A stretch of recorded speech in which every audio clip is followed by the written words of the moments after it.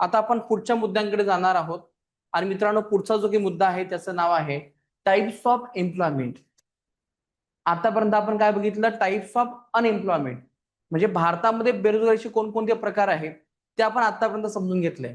आता इथून पुढे आपल्याला रोजगाराचे प्रकार समजून घ्यायचे आहे. रेडी आहात? चला, एक एक पॉइंट आपण इथे आपल्याला समजून घ्यायचं आहे. रोजगाराचे कोणकोणते प्रकार आहेत. चला, रोजगाराचे आपण इथे प्रकार समजून घेऊयात. भारतामध्ये रोजगार कोणकोणते रोजगार आहे सांगू शकाल? सरकारी जॉब आहेत प्लस प्रायव्हेट जॉब आहेत, आपल्याला माहितच आहे. परंतु जेव्हा आपण हे रोजगाराचे प्रकार बघतो, याच्यामध्ये प्रामुख्याने 3 प्रकार पडतात. पहिला प्रकार आहे स्वयंरोजगार.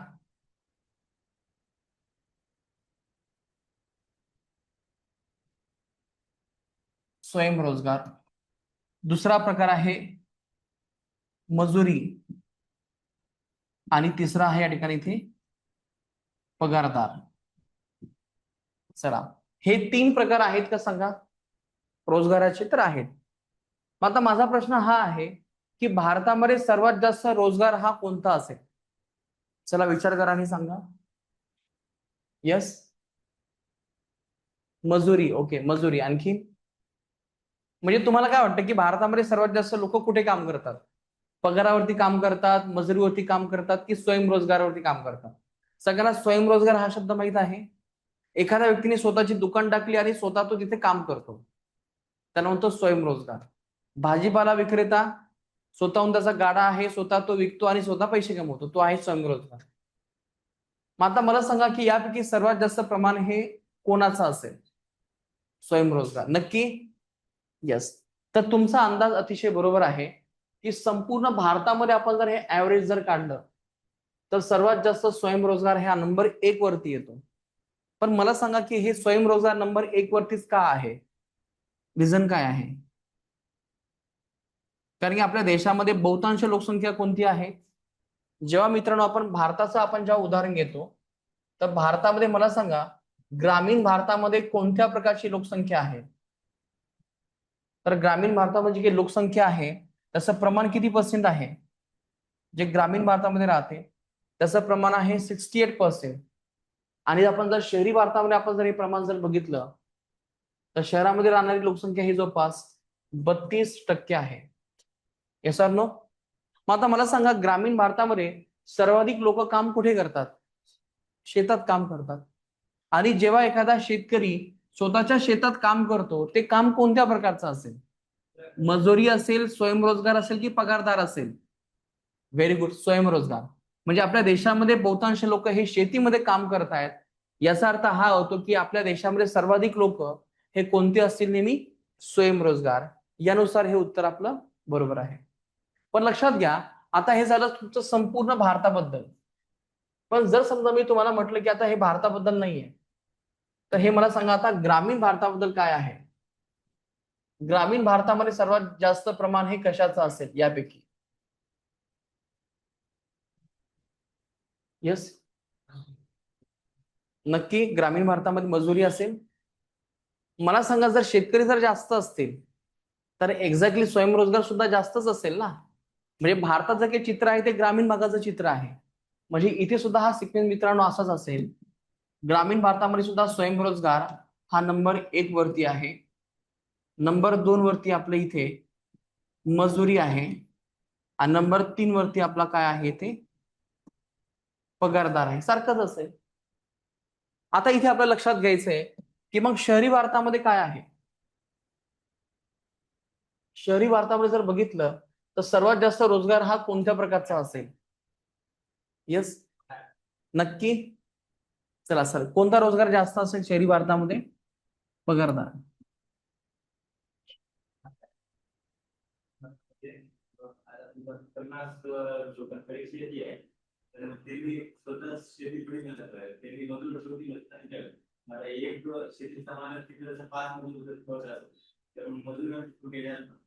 येस.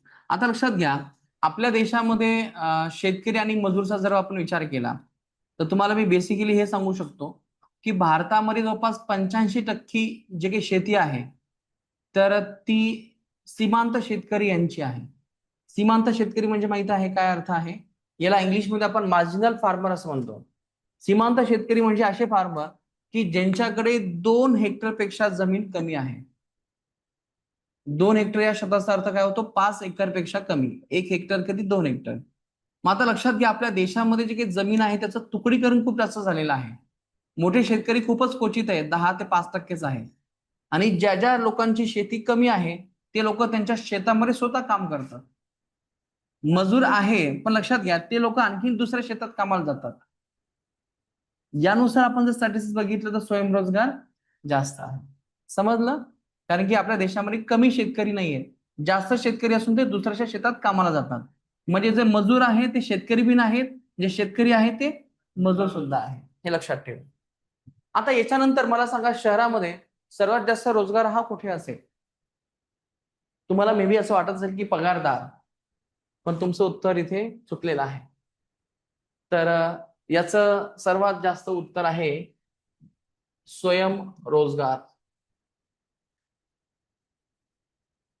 या सांगा बरं, स्वयंरोजगार शहरामध्ये का जास्त असेल?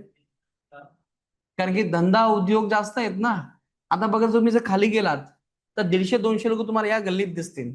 काही लोकांचं टेलरिंग आहे, काही लोकांचं चहाचं दुकान आहे, काही लोकांचं किराणा दुकान आहे, क्लास सुद्धा हे स्वयंरोजगार मध्येच येते.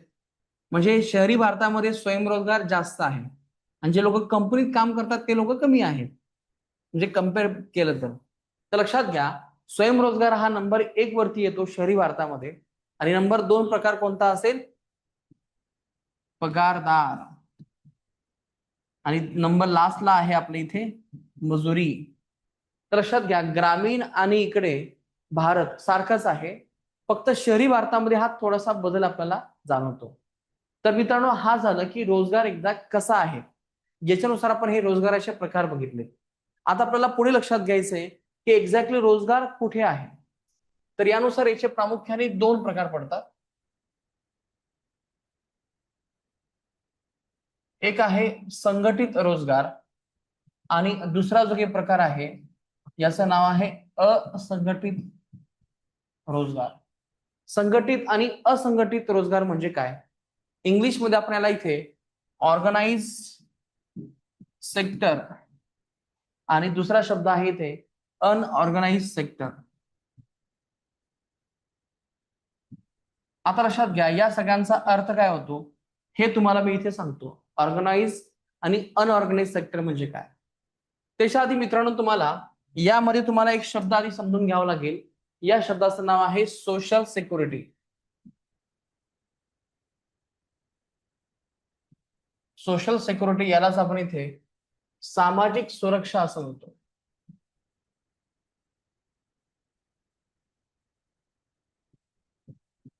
सामाजिक सुरक्षा म्हणजे काय हा अर्थ आधी समजून घ्या. सामाजिक सुरक्षा या शब्दाचा अर्थ हा होतो की असे काही लोक आहेत, असा काही रोजगार आहे की ज्यांना प्रॉपर नियमित पगार मिळतो. नियमित पगार मिळतो, भविष्यामध्ये त्यांना इथे पेन्शन मिळणार आहे, जे काही रोजगार आहे त्याची शाश्वतता आहे, तो रोजगार त्यांचा शाश्वत आहे, त्यांना विमा सुद्धा लागू आहे.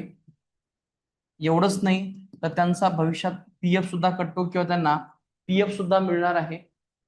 लक्षात घ्या, सोशल सिक्युरिटीचा अर्थ लक्षात आला इथे. ह्या 5 गोष्टी, नियमित पगार आहे, पेन्शन आहे, रोजगार शाश्वत आहे, विमा आहे, पीएफ सुद्धा करतो. मग आता मला सांगा, हे जे काही लोक आहेत अशा प्रकारचे, हे कोणते लोक असतील? खाजगी क्षेत्र की प्रायव्हेट सेक्टर? आय मीन सरकारी क्षेत्र की खाजगी क्षेत्र? येस. म्हणजे हे लोक जे आहेत ना, ज्यांना जॉबची सिक्युरिटी आहे, बरोबर एका विशिष्ट तारखेला त्यांना पगार मिळतो, भविष्यात त्यांना पेन्शन मिळणार आहे, काही टेन्शन नाही आहे लाईफचं. तर अशा प्रकारचे काही लोक आहेत ते सगळे कोण आहेत? सरकारी क्षेत्रामधले आहेत. म्हणजे थोडक्यात अर्थ मित्रांनो लक्षात घ्या, जे लोक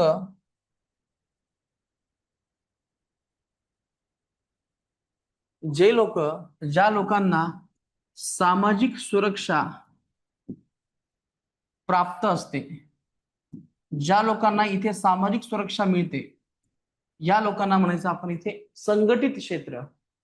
पण ज्या लोकांना कोणत्याही प्रकारची सामाजिक सुरक्षा मिळत नाही, सामाजिक सुरक्षा मिळत नाही म्हणजे त्यांचा पगार हा फिक्स नसतो, त्यांना पगार कधी मिळतो कधी मिळत नाही, भविष्यामध्ये त्यांची कोणत्याही प्रकारची सिक्युरिटी नाही, तर याला आपण इथे असंघटित क्षेत्र असं म्हणतो. मग आता तुम्हीच मला सांगा मित्रांनो, की असे कोणते लोक आहेत की जे सध्या असंघटित क्षेत्रामध्ये येतात? यस, खाजगी क्षेत्र. पण लक्षात घ्या, सगळं खाजगी क्षेत्र नाही बरं का. जसं की ज्या कंपनीमध्ये त्यांना वेळेवरती पगार मिळतो, त्यांचा इन्शुरन्स आहे, त्या सगळ्या कंपनीचा समावेश हा इकडे येतो. म्हणजे रिलायन्स कंपनीमध्ये जर तुम्ही काम करत असाल तर ती इथे येते, टाटा कंपनीमध्ये जर काम करत असाल तर इथे येते. मग एकदम एकदम छोटी कंपनी आहे ती तुम्हाला वेळेची पगार देत नाही, जसं की एखादं किराणा दुकान आहे, तिथे एखादा जर मजूर काम करत असेल तो कोणत्या सेक्टरमध्ये येतो? या असंघटित क्षेत्रामध्ये येतो. सरकारी कर्मचारी यामध्ये येतात, सरकारी कर्मचारी या सेक्टरमध्ये येतात. त्याचबरोबर खाजगी क्षेत्रामधले व्यक्ती किंवा त्याला इथे म्हणतो खाजगी कंपनी. खाजगी कंपनी म्हणजे ज्याच्यामध्ये 10 पेक्षा जास्त लोक आहेत तर त्यांना नियमित पगार द्यावाच लागतो. तर हे सगळं संघटित क्षेत्रामध्ये येतात. बाकी इथे दुकानदार, त्याच्यानंतर चहावाला, त्याच्यानंतर भाजीपालावाला, हे सगळे जे लोक आहेत की ज्यांना काही पगाराची काही शाश्वतता नाहीये, जे मजुरीने काम करतात, हे सगळे लोक या ठिकाणी येतात, अनऑर्गनाइज सेक्टर. आता माझा तुम्हाला एक प्रश्न आहे की भारतामध्ये हा जो काही रोजगार आहे, संघटित किंवा असंघटित रोजगार, यापैकी सर्वात जास्त रोजगार हा कुठे असेल? संघटित रोजगार जास्त आहे का असंघटित रोजगार भारतामध्ये जास्त आहे? नक्कीच. कोणता असेल? किती असेल सांगता येईल? जर एकूण जर रोजगार बघितला तर या रोजगारापैकी किती रोजगार हा असंघटित क्षेत्रामध्ये असेल तर हे नक्कीच जास्त आहे. पण याचं प्रमाण जर विचारलं मित्रांनो तर हे जवळपास 90% आहे. म्हणजे भारतामध्ये सर्वात जास्त रोजगार हे कसे आहेत? सॉरी, मला इकडे लिहायचं होतं, हे असंघटित क्षेत्रामध्ये आहे. 90% पॉप्युलेशन जे आहे, जे काम करते, ती असंघटित क्षेत्रामध्ये आहे. आणि संघटित क्षेत्रामध्ये ही लोकसंख्या किती आहे? 10% आहे. आणि या 10% सरकारी जॉब करणारे लोक किती आहेत? सरकारी जॉब, तर याचं प्रमाण किती असेल? तर मित्रांनो, या 10%पैकी फक्त 3% लोक सरकारी काम करतात. म्हणजे तुम्ही इमेजिन करू शकता की एवढ्या मोठ्या भारतामध्ये 100%पैकी फक्त 3% लोकांना फक्त सरकारी जॉब आहे. हा म्हणजे, आणि त्यासाठी आपण प्रयत्न करतोय, म्हणजे कॉम्पिटिशन खूप जास्त आहेच. आता माझा एक प्रश्न आहे की सरकारी जॉबसाठी लोकांनी प्रयत्न करणं जास्तीत जास्त ही चांगली गोष्ट की वाईट गोष्ट आहे?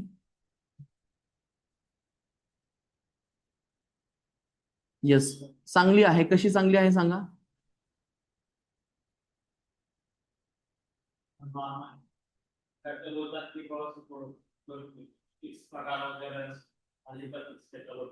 फक्त एक मिनिट.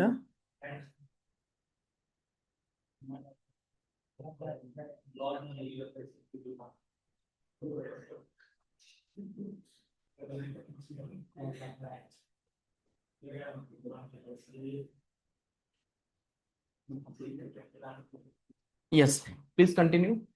एकदा सांगा.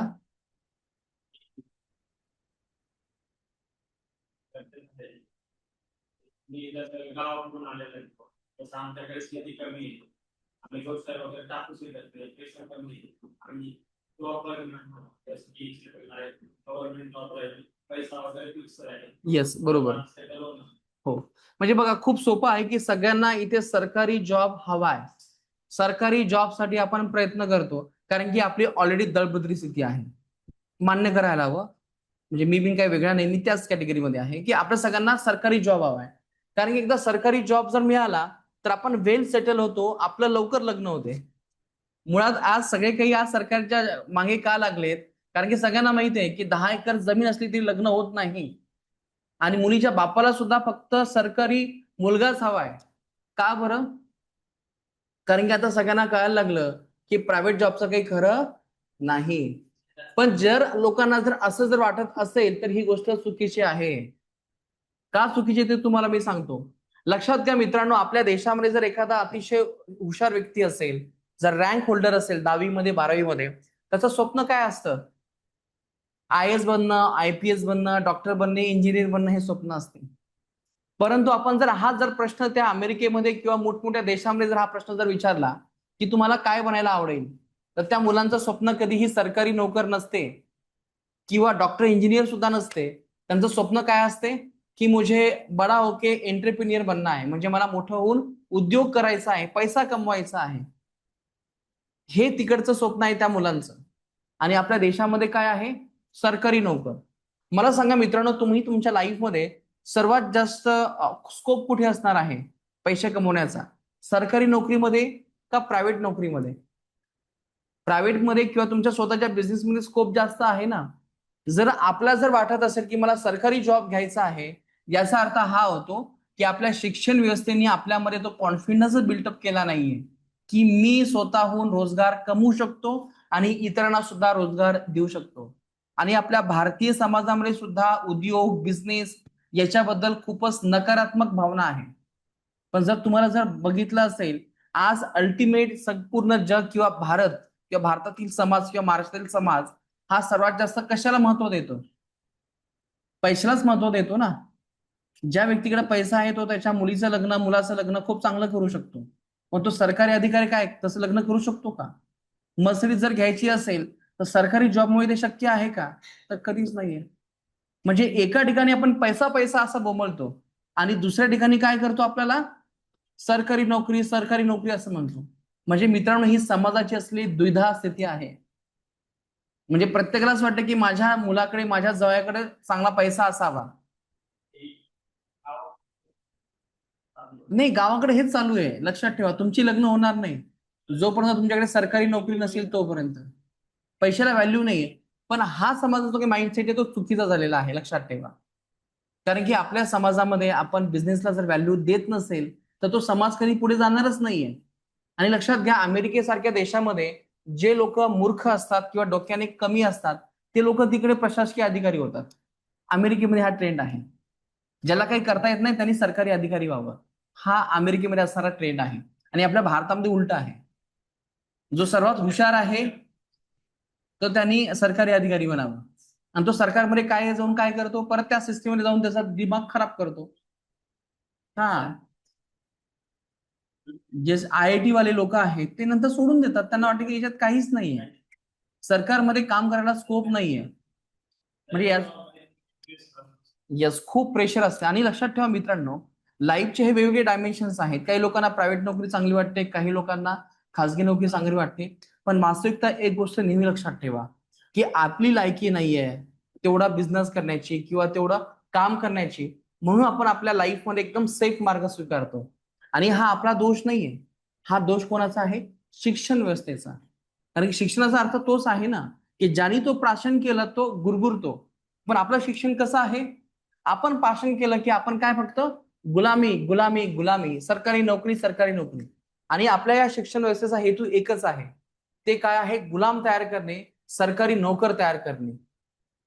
जी ब्रिटिशांनी व्यवस्था निर्माण केली 1835 पासून तीच आपण फॉलो करतो. या राजकीय नेत्यांना कधीच असं वाटत नाही की आपण आता पुढे येऊन उद्योजक व्हायला हवं. हे आपलं अपयश आहे शिक्षण व्यवस्थेचं. हे आपण मान्य करायला हवं. म्हणजे बरेच वेळेस आपण स्पर्धा परीक्षा करत असताना या गोष्टींची जाणीव होते आपल्याला की आपण खरंच खूप मागे आहोत. एक तर धड शिक्षण भेटलं नाही, आता शिक्षण धड नसल्यामुळे चांगला जॉब बिन मिळत नाही. स्पर्धा परीक्षा करायला गेलो तर खूप सारी कॉम्पिटिशन आहे. म्हणजे आपण एका वेगळ्या प्रकारच्या ट्रॅपमध्ये अडकलोय. हे आपण सगळे युथ हे सगळे या ट्रॅपमध्ये अडकलेले आहोत. तुम्ही मी नाही तर सगळेच जण. इव्हन जर तुम्ही जर इंजिनियर जर बघितलेत, छानपैकी 4 वर्ष डिग्री घेतात, खूप सारा पैसा खर्च करतात आणि जेव्हा मार्केटमध्ये जेव्हा येतात तेव्हा त्यांचा पगार किती असतो?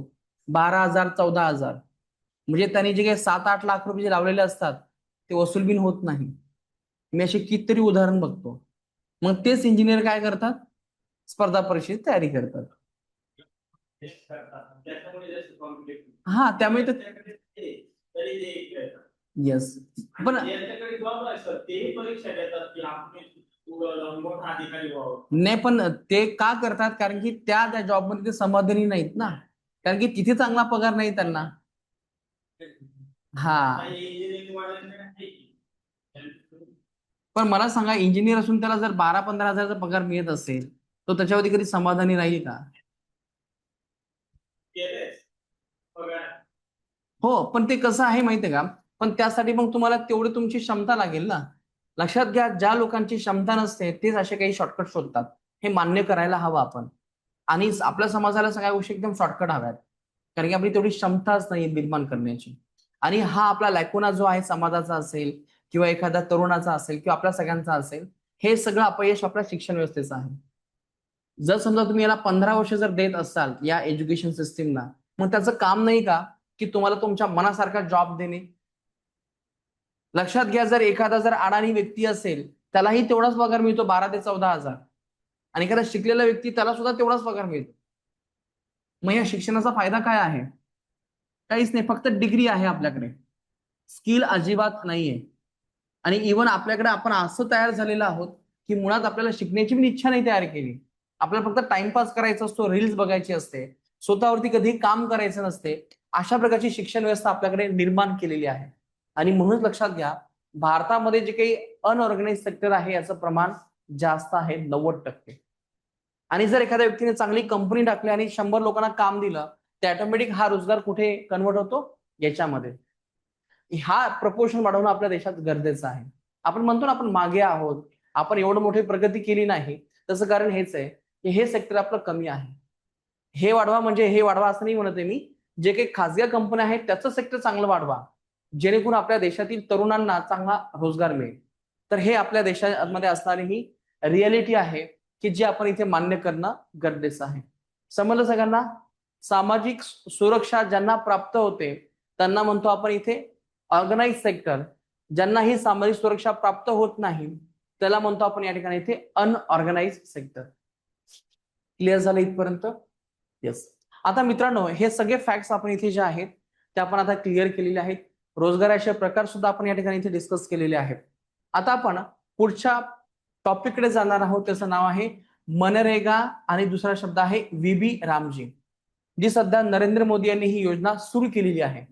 पण त्याच्या आधी आपण बघूयात की आपल्याला किती वेळ आहे, कारण की थोडे 10-15 मिनिटं कन्सेप्ट चालेल.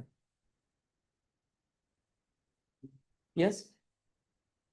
आता लक्षात घ्या, आता हा जो काही टॉपिक आहे तुमचा बेरोजगारी, याच्यावरती तुम्हाला नेहमी कंपल्सरी कंबाईन किंवा सगळ्या परीक्षेला प्रश्न असतो. आता आपण ह्या बघितल्या सगळ्या बेसिक कन्सेप्ट. आता पुढचा पार्ट आहे की यासाठी कोणकोणत्या सरकारने योजना आणलेल्या आहेत. आणि यासाठी आपण अतिशय महत्वाची योजना डिस्कस करूयात, त्याचं नाव आहे मनरेगा. त्याच्यापूर्वी बघूयात की काही क्वेश्चन्स किंवा काही नाही, पण मग कन्सेप्ट हीच कंटिन्यू करायची. बर बर. पण तुमचं जेवणाचं वगैरे काय? हा, येस. वाटल्यास थोडा वेळ थांबा ही कन्सेप्ट झाल्यानंतर. चला, काही क्वेश्चन्स साऊंड नॉट क्लिअर. चला, एकदा आवाज एकदा चेक करा. चला, आवाज एकदा चेक करा, आवाज येतोय का व्यवस्थित?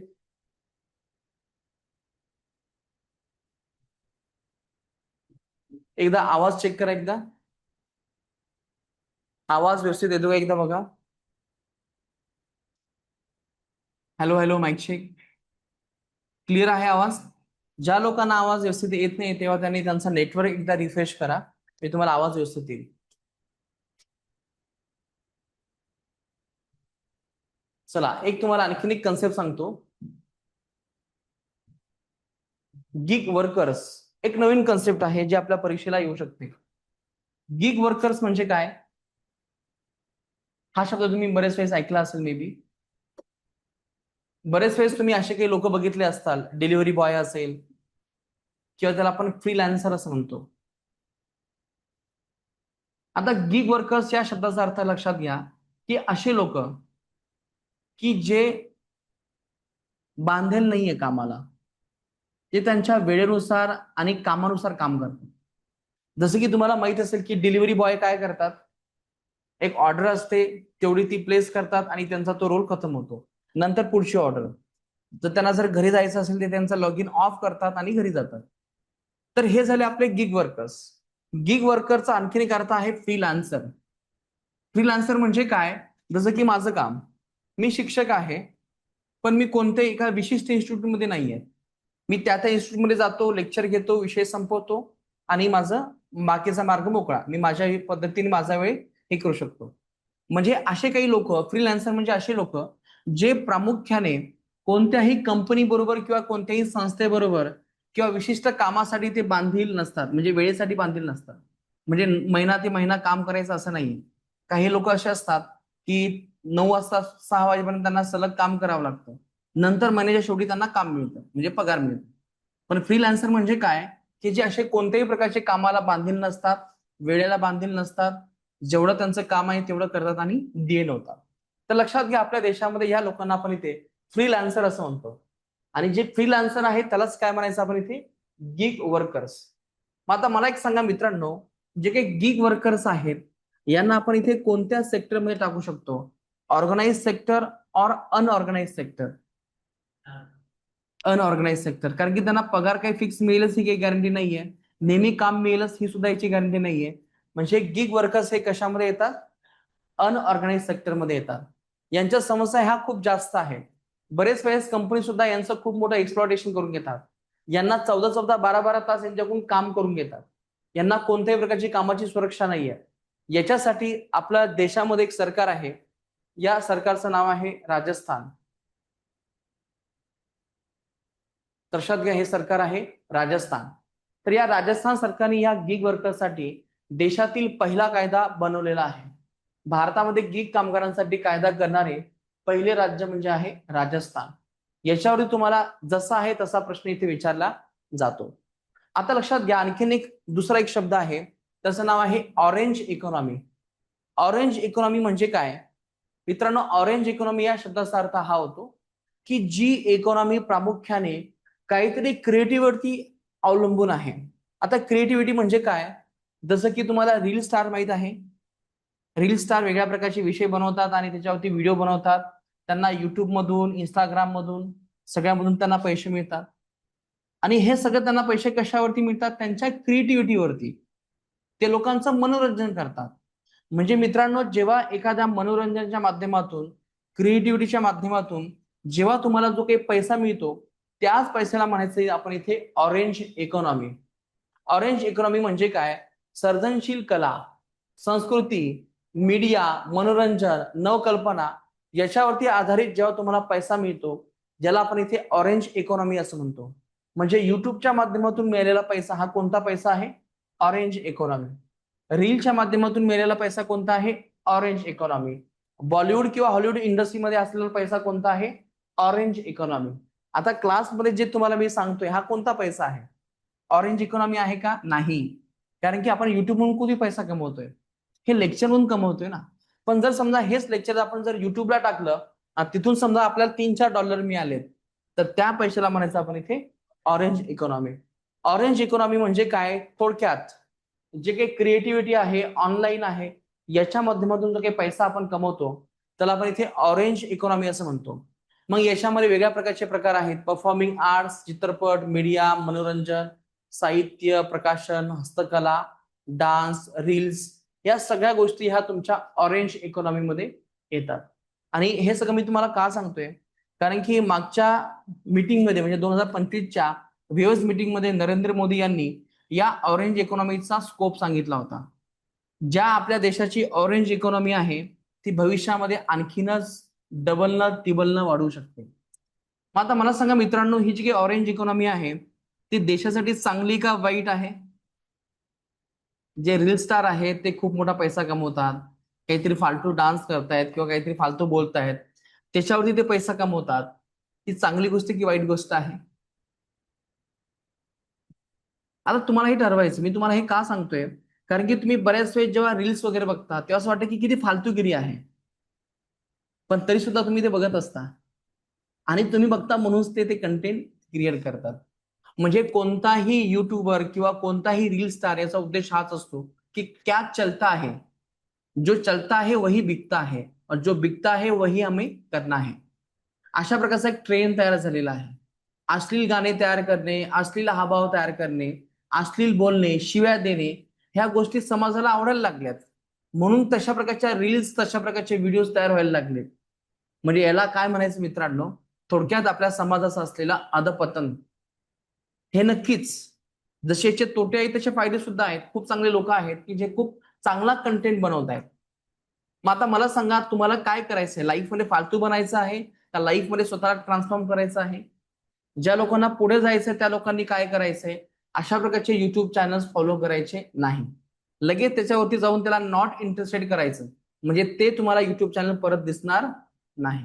म्हणजे लक्षात घ्या मित्रांनो, आज जगामध्ये चांगल्या गोष्टी आहेत, वाईट गोष्टी आहेत. तुम्हाला काय उचलायचं हे तुमच्यावरती डिपेंड आहे.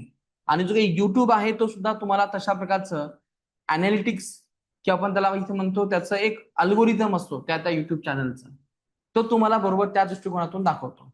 एक उदाहरण मी तुम्हाला दाखवतो. आता काही दिवसापूर्वी मी युट्यूबवरती किंवा मग एखाद्या वेबसाईटवरती मी किडनी स्टोन बद्दल मी सर्च केलं, तर मला तिथून पुढे किडनी स्टोनचेच व्हिडिओ यायला लागलेत. तुम्ही तो अनुभव घेतला असेल. म्हणजे याचा अर्थ काय आहे की युट्यूब काय करतो, तुमचा अल्गोरिदम आणि तुमचा इंटरेस्ट त्यानुसार तुम्हाला तो व्हिडिओ दाखवतो. जर एखाद्या व्यक्तीचा आपण जर मोबाईल बघितला आणि युट्यूब जर हिस्ट्री बघितली, ज्या प्रकारचे तुम्ही ते व्हिडिओ बघितलेत, तर यानुसार तुम्हाला एक गोष्ट नक्की कळेल की त्या व्यक्तीचा माइंडसेट कसा आहे. आता बघा, आपण काही दिवसापूर्वी आपण वारीचे आपण व्हिडिओ बघत होतो. आता इथून पुढे सगळे आपल्याला वारीचेच व्हिडिओ आपल्याला दिसत आहेत. पंढरपूरची वारी. म्हणजे याचा अर्थ काय होतो की हे सगळं जे आहे ते आपला सगळा माइंडसेट रीड करून त्या पद्धतीने तुम्हाला तो अल्गोरिदम तयार केला जातो. आणि हे सगळं एकदम सिस्टमॅटिक पद्धतीने होत असते. यामध्ये एआयचा वापर केला जातो. आणि यासाठीच मित्रांनो, ऑरेंज इकॉनॉमी जेवढी चांगली आहे तेवढी घातक सुद्धा आहे. ऑरेंज इकॉनॉमीमध्ये पैसा मिळू शकतो, परंतु जी काही संस्कृती आहे, जे व्हॅल्यूज आहेत किंवा जे काही महिलांसंदर्भात जी काही भूमिका आहे त्या बदलू शकतात. आता बऱ्याच अशा मुली आहेत रील स्टार की जे विनाकारण अंग प्रदर्शन करून समाजामध्ये भडक भावना भडकवण्याचा प्रयत्न करतायत. हा अँगल मग चुकीचाच आहे. तर हे याचे पॉझिटिव्ह आणि निगेटिव्ह दोन्ही अँगल आहेत. आता हे आपण इथं समजून घेतलंय. आता आपल्याला सर्वात महत्त्वाचं समजून घ्यायचं आहे की भारतामध्ये हे रोजगार वाढवण्यासाठी सरकारने कोणकोणते प्रयत्न केलेले आहेत. तर मित्रांनो, तुम्हाला या योजनेवरती नेहमी प्रश्न असतात. मुळात जे काही रोजगार योजना आहे त्याचे दोन प्रकार पडतात. तर पहिला प्रकार आहे इथे मजुरी हा प्रकार आहे, आणि दुसरा जो काही प्रकार आहे याचं नाव आहे स्वयंरोजगार. रोजगार आणि स्वयंरोजगार असे याचे हे दोन प्रकार आहेत. मात्र लक्षात घ्या, मजुरी म्हणजे काय? मजुरी या शब्दाचा अर्थ हा होतो, सरकारने तुम्हाला मजुरीसाठी काम दिलेलं आहे, त्याला म्हणतो मजुरी. आणि स्वयंरोजगार म्हणजे काय, की तुम्ही स्वतःहून रोजगार निर्माण करावा यासाठी सरकार तुम्हाला फंडिंग करते, म्हणजे पैसा देते. तर यासाठी लक्षात घ्या, भारतामध्ये आपण सर्वप्रथम 1980 मध्ये ही योजना सुरू केली होती, ज्यांचं नाव आहे NREP. NREPचा अर्थ काय होतो? National rural employment programme. 1980 मध्ये सुरू झाली. याचा उद्देश हाच होता की ग्रामीण भागामध्ये अकुशल मजुरांना मजुरी पुरवणे. नंतर 1983 मध्ये RLEGP म्हणजे landless employment guarantee programme, rural landless employment guarantee programme RLGP 1983 मध्ये सुरू केली. म्हणजे ग्रामीण भारतामध्ये ज्या लोकांकडे जमीन नाही त्यांना अशा प्रकारची मजुरी देणे हा याचं उद्दिष्ट होतं 1983. आता बघा, हे खूप महत्वाचं आहे बरं का. 1989 मध्ये आपण काय केलं, ह्या ज्या काही वर्षा योजना आहेत NREP आणि RLEGP यांना आपण एकत्र केलं आणि एक नवीन योजना सुरू केली ज्याचं नाव आहे जवाहर रोजगार योजना. याच्यावरती खूप वेळेस आपल्याला प्रश्न आलेले आहेत. तर ती योजना आपण कधी सुरू केली? 1989 मध्ये. म्हणजे आता तुम्हाला हे लक्षात ठेवायचं आहे, NREPचा अर्थ काय आहे? National rural employment programme. ही योजना आपण सुरू केली 1980 मध्ये. 1983 मध्ये कोणती सुरू केलेली आहे? Rural landless employment programme RLEGP guarantee programme 1983. ह्या दोघांना आपण एकत्र केलं 1989 मध्ये आणि कोणती योजना तयार केली? जवाहर रोजगार योजना. पहिला सिक्वेन्स लक्षात आला का? हा खूप महत्वाचा आहे. या तुम्हाला प्रश्न जे आलेले आहेत मित्रांनो आतापर्यंत ते वर्षानुसार आलेले आहेत. मॅथ्स द पेअर मध्ये तुम्हाला हे असे वर्ष विचारलेले आहेत. नंतर आहे 1993 मध्ये आपल्याला स्कीम आहे ईजचा अर्थ हा होतो एम्प्लॉयमेंट ऍश्युरन्स स्कीम. 1993 यामध्ये दुर्गम व खडकाळ भागात रोजगाराचे आश्वासन देण्यासाठी 100 दिवसांची ही योजना आहे. याचं नाव आहे EAS एम्प्लॉयमेंट ऍश्युरन्स स्कीम 1993.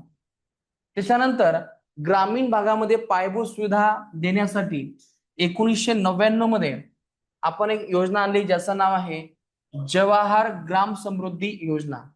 म्हणजे आता इथे लक्षात घ्या हे तुम्हाला समजलं असेल की हे दोन प्रकार वेगळे आहेत. 1993 मध्ये आपण कोणती आणली असेल EAS. 1993 मध्ये लक्षात घ्या. 1999 मध्ये कोणती आणलेली आहे जवाहर ग्राम समृद्धी रोजगार योजना किंवा आपण त्याला समृद्धी योजना असं म्हणूयात. ग्राम समृद्धी योजना जवाहर ग्राम समृद्धी योजना 1999. आता लक्षात घ्या गंमत काय झालेली आहे या दोघांना आपण इथे एकत्र केलं आणि कोणती योजना बनवली आता आपण 2001 मध्ये आपण एक नवीन योजना बनवली ज्याचं नाव लक्षात घ्या महत्वाचं आहे. ज्याचं नाव आहे मित्रांनो संपूर्ण ग्रामीण रोजगार योजना SGRY संपूर्ण ग्रामीण रोजगार योजना. कधी बनवली आपण ती 2001 मध्ये. आता तुम्हाला नेहमी असे प्रश्न येतात की कोणती योजना कशामध्ये मर्ज केली सांगा. 1980 मध्ये कोणती आहे NREP. 1983 मध्ये कोणती आहे RLEGP. यांना एकत्र केलं 1989 मध्ये आणि काय नाव केलं JRY. आता लक्षात घ्या मित्रांनो 1993 ची कोणती योजना आहे EAS. नंतर आहे 1999 ची कोणती आहे जवाहर ग्राम समृद्धी योजना. यस यांना आपण इथे एकत्र केलं. आता बघा काय काय झालेलं आहे यामध्ये हे आता हे थोडंसं समजून घ्या.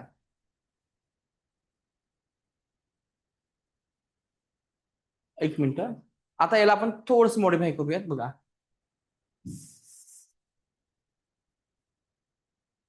बघा EAS ही योजना आहे 1993 ची आणि जी काही योजना आहे आपली जवाहर रोजगार योजना जी आपण 1989 मध्ये स्थापन केली होती यांना आपण इथे एकत्र केलं आणि एक योजना आपण बनवली 1999 मध्ये.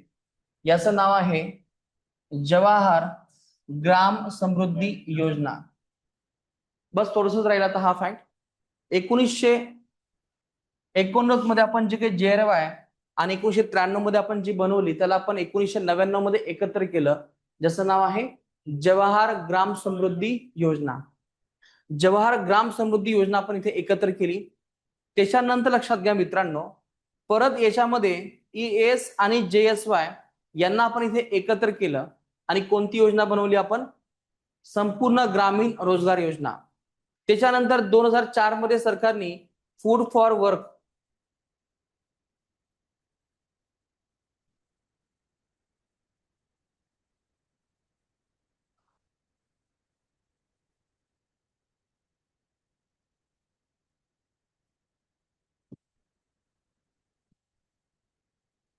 लक्षात घ्या संपूर्ण ग्रामीण रोजगार योजना आणि फूड फॉर वर्क या योजना सरकारने ऍड केल्यात आणि कोणती योजना बनवली नरेगा. तुम्हाला मित्रांनो याच्यावरती खूप वेळेस प्रश्न आलेले आहेत की नरेगामध्ये कोणत्या दोन योजना आपण ऍड केल्यात तर कोणत्या आहेत संपूर्ण ग्रामीण रोजगार योजना आणि फूड फॉर वर्क ह्या दोन एकत्र केल्या आणि नरेगाची आपण सुरुवात केली. याच्यावरती आपल्याला प्रश्न आहेत. एकदा मी रिपीट करतोय नरेगामध्ये कोणत्या दोन योजना एकत्र केल्यात हे लक्षात ठेवा. संपूर्ण ग्रामीण रोजगार योजना आणि फूड फॉर वर्क एकत्र केल्यात आणि नरेगा आपण सुरुवात केली. आता लक्षात घ्या ही नरेगा काय आहे याच्यावरती आपल्याला खूप वेळेस प्रश्न आलेले आहे. मित्रांनो आपण ही नरेगा कधी आपण सुरू केली हे नेहमी लक्षात ठेवा. नरेगा ही योजना हा कायदा आपण कधी पारित केला 7 सप्टेंबर 2005. याच्यावरती खूप वेळेस प्रश्न आलेले आहेत लक्षात ठेवा. यस त्याच्यानंतर 7 सप्टेंबर 2005 मध्ये आपण कायदा पारित केला. हा कायदा आपण को पायलट बेसिसवरती कोणत्या राज्यात सुरू केला असा तुम्हाला प्रश्न येतो.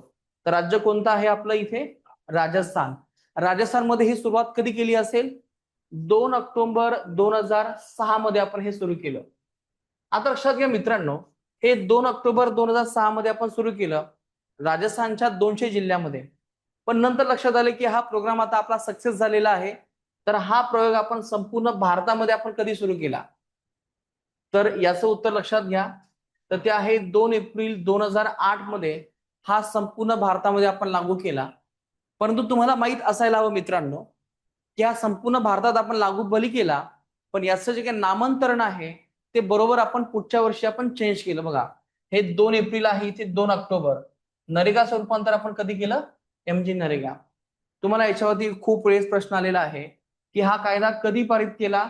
सप्टेंबर 2005. या कायद्याचं रूपांतर नरेगा पासून मनरेगा कधी करण्यात आलं? 2 ऑक्टोबर 2009. याचं रूपांतर आपण मनरेगा. मनरेगा या शब्दाचा अर्थ काय आहे? Mahatma Gandhi national rural employment guarantee योजना. तर अशा प्रकारचा मित्रांनो हा बेस आहे. आता सर्वात महत्त्वाचं लक्षात घ्या मित्रांनो, की हा जो काही कायदा जो आहे याच्यामध्ये आपण किती दिवसाचं काम देत असतो या मनरेगा अंतर्गत? या अंतर्गत आपण जवळपास 100 दिवसांचं आपण त्यांना काम देत असतो, हे तुम्हाला माहित असेल. पण हे काम कोणाचं आहे? कोणासाठी आहे? अकुशल लोकांसाठी आहे. म्हणजे ज्यांना कोणत्याही प्रकारचं कौशल्य नाही, जे शारीरिकदृष्ट्या काम करत असतात. आणि विशेषतः लक्षात घ्या, हे काम कोणाला दिलं जातं? तर जी काही लोकसंख्या ही ग्रामीण भारतामध्ये आहे त्यांना हे काम दिलं जातं. आणि विशेषतः यासाठी कोणत्याही प्रकारची दारिद्र्य रेषेखाली असण्याची गरज नाही. थोडक्यात बीपीएल फॅमिली असण्याची गरज नाही. ग्रामीण भारतामध्ये वाटेल त्या व्यक्तीला हा रोजगार दिला जातो. पण हा रोजगार कोणाला असेल? फक्त ग्रामीण भागामध्ये असणाऱ्या फक्त एका कुटुंबाला. म्हणजे कुटुंबातील सगळे व्यक्ती नाही, कुटुंबातील एका व्यक्ती 100 दिवसाचा हा रोजगार दिला जातो. आणि विशेषतः तो अकुशल लोकांना हा रोजगार दिला जातो. मला सांगा, गावामध्ये जर एखादा शिक्षक असेल त्याला हे मनरेगा अंतर्गत काम मिळेल का? नाही. जर अकुशल असेल तरच हा काम मिळेल. पण मित्रांनो, सध्या मोदी साहेबांनी हा कायदा बदललेला आहे. मनरेगा हा कायदा स्क्रॅप केला आणि एक नवीन कायदा बनवला. आणि या नवीन कायद्याचं नाव आहे VBG रामजी. तर लक्षात घ्या, तुम्हाला याच्यावरती असा एक प्रश्न विचारला जातो की याचा लॉंग फॉर्म काय आहे?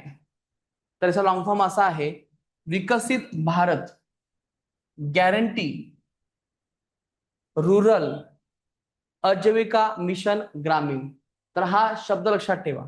राम या शब्दाचा अर्थ हा राम भगवान नाहीये. राम या शब्दाचा अर्थ आहे रुरल ऍश्युरन्स. काय आहे? मिशन. ए या शब्दाचा अर्थ हा आजीविका म्हणजे जीवन जगण्यासाठी. आर फॉर रुरल या अर्थाने इथे मित्रांनो हा शब्द दिलेला आहे VBG रामजी. तर हा शब्द इथे आपल्याला समजून घ्यायचा आहे. आता याच्यामध्ये लक्षात घ्या, आधी आपल्याला किती दिवसाचं काम मिळायचं, पण याच्यामध्ये किती दिवसाचं काम मिळते?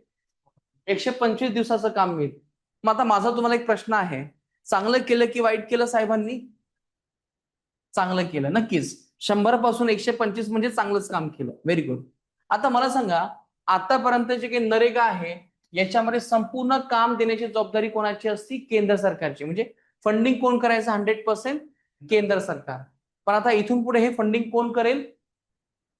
तर हे 60 आणि 40 या रेशो मध्ये आहे. याच्यावरती आपल्याला प्रश्न विचारला जातो की VB रामजी मध्ये हा रेशो किती आहे? 60-40. 60% कोणाचं आहे? केंद्र सरकारचं. आणि 40% कोणाचं आहे? राज्य सरकारचं. मग आता मला सांगा, हे चांगलं केलं की वाईट केलं? हे वाईट केलं. राज्यांवरती ताण पडलाय. आतापर्यंत हे सगळी जबाबदारी कोणाची होती? केंद्राची होती. चला, आता लक्षात घ्या, सर्वात मोठा प्रॉब्लेम हा आहे की मनरेगा अंतर्गत तुम्हाला हा अधिकार दिला होता, राईट टू वर्क हा तुम्हाला अधिकार दिला होता. म्हणजे काम मिळवण्याचा तुमचा अधिकार आहे.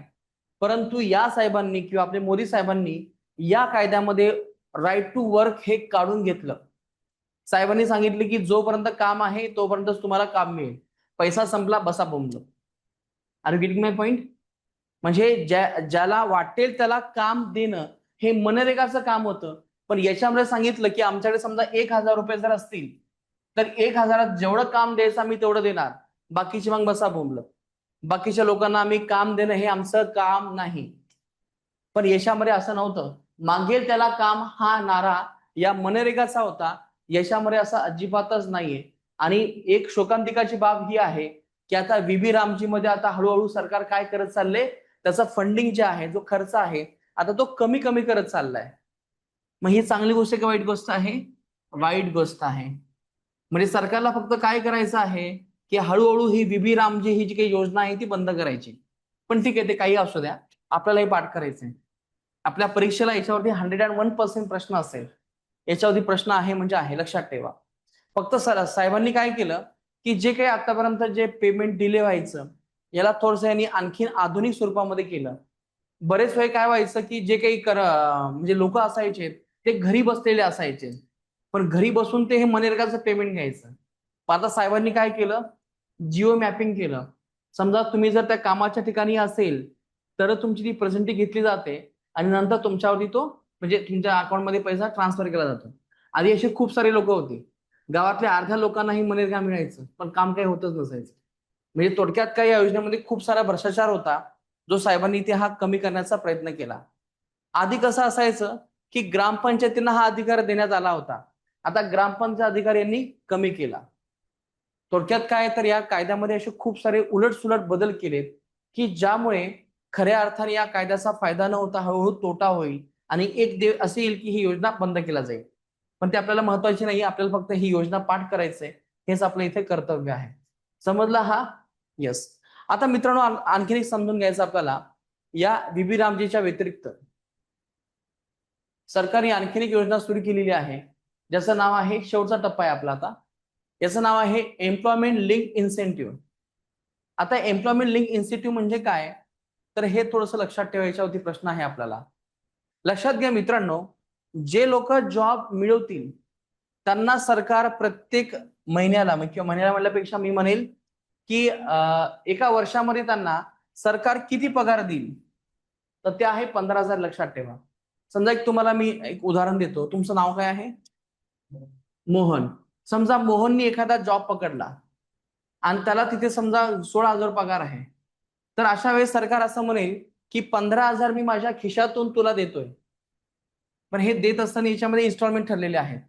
6 महिने झाले की अर्धे पैसे आणि 6 महिने झाले की अर्धे पैसे. हे कोण देईल तुम्हाला? सरकार देईल.